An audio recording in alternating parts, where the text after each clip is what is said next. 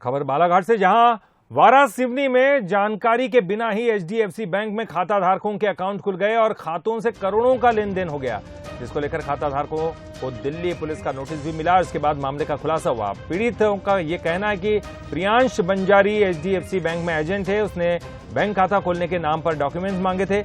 वो लोग एजेंट को अपने डॉक्यूमेंट्स की फोटोकॉपी देकर मजदूरी करने के लिए दूसरे शहरों में चले गए और इस दौरान एजेंट ने साथियों के साथ मिलकर बैंक में खाते खोल दिए, लेकिन अकाउंट खुलने की जानकारी युवाओं को नहीं दी और साथ ही इन खातों से करोड़ों का ट्रांजैक्शन भी किया।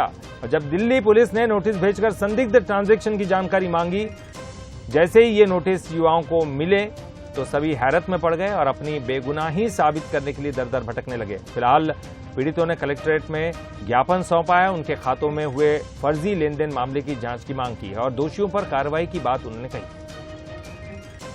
प्रियांश बंजारी एक हमारा दोस्त है सर, साथ में हमारे यानी कि आस पड़ोस में गांव में रहता है सर।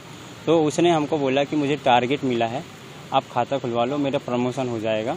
तो हम इस वजह से दोस्ती यारी में उसको खाता दे दी कि यानी कि डॉक्यूमेंट्स दे दी कि आप चलो खाता खोल लो, आपका यानी कि प्रमोशन हो जाएगा। इस वजह से हमने उसको दोस्ती यारी में दिए थे। लेकिन उनसे मेरी बात हुई, मैं जब हैदराबाद में था सर, तभी मैंने घर से डॉक्यूमेंट दिलवा दिया कि चलो हमारे जान पहचान का। इस वजह से तो मैं 10 या 15 दिन बाद फ़ोन किया तो इन्हें बोले मेरा खाता नहीं खुला है। अब खाता नहीं खुला है तो मैं उस टाइम में बेफिक्र हो गया सर, मेरा खाता ही नहीं खुला तो मैं क्या लोड लेता।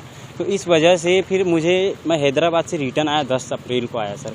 तो इन्होंने मुझे घर पे नोटिस आई दिल्ली पुलिस की, तो तब जाके मुझे पता चला कि मेरा खाता खुल गया है।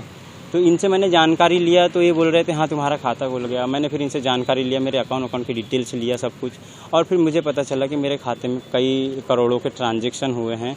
तो इनके द्वारा मेरा खाता खोला गया और मंडे को मुझे आवेदन देखना पड़ेगा।